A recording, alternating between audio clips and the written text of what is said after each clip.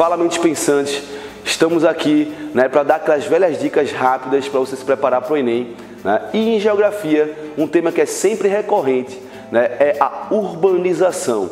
Sempre cai, tanto nos problemas urbanos que a gente encontra pelo Brasil, mas com certeza esse ano entra em voga a Conferência do Habitat. Na verdade, em outubro do ano passado, em 2016, tivemos a terceira Conferência do Habitat, que é a conferência da ONU para discutir uma coisa chamada direito à cidade.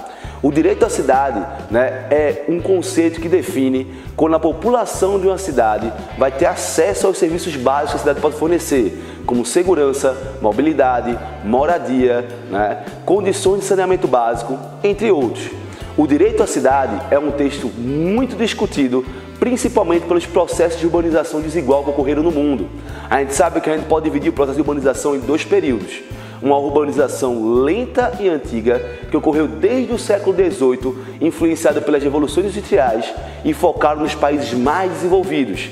Inglaterra, Estados Unidos, Japão. Esse processo urbano lento e gradual permitiu um melhor adensamento de serviços e estrutura urbana, bem diferente dos países que tiveram sua urbanização pós-década de 50, como por exemplo o Brasil, que seria o período tardio e acelerado. Esse processo criou uma condição tão acelerada de urbanização que gerou o que a gente conhece como inchaço urbano ou macrocefalia urbana, que tem como característica um fenômeno que a gente conhece muito chamado segregação social urbana.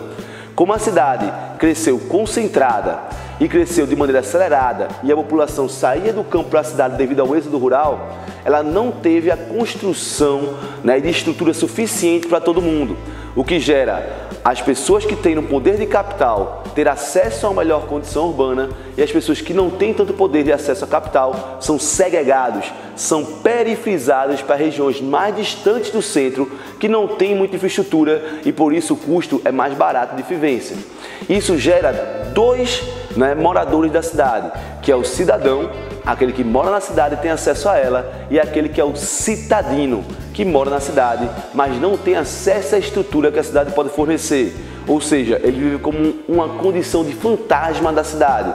Ele passa por ela, vive nela, produz ela, mas não tem acesso a uma qualidade que a cidade pode fornecer, o que gera uma característica, como já citamos, de macrocefalia urbana ou de inchaço urbano. É um dos problemas mais sérios dos países hoje subdesenvolvidos e os países em desenvolvimento que estão passando por uma urbanização acelerada e recente, como por exemplo a Índia e a China, que se urbanizaram recentemente e a Índia ainda está em processo.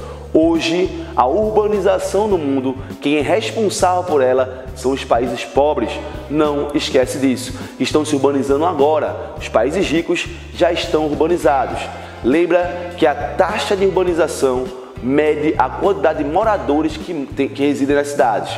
O Brasil hoje possui 87% da população urbana, certo? Que reside em cidades, mas que infelizmente a maior parte está morando na periferia, numa condição de desigualdade.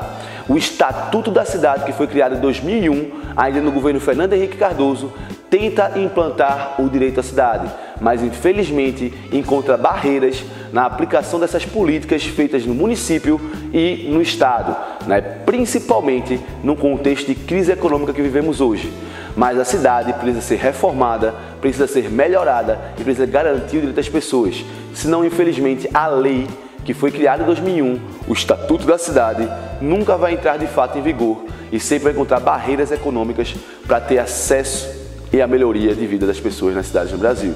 Então não esquece que, infelizmente, o Brasil teve uma urbanização acelerada e recente, o que gerou um descompasso nos serviços urbanos e caracteriza inchaço urbano e macrocefalia, que cria dois moradores da cidade, o cidadão e o citadino, e que infelizmente a maior parte da população brasileira ainda vive nessa condição de moradias precárias que a gente conhece tão erroneamente como favela.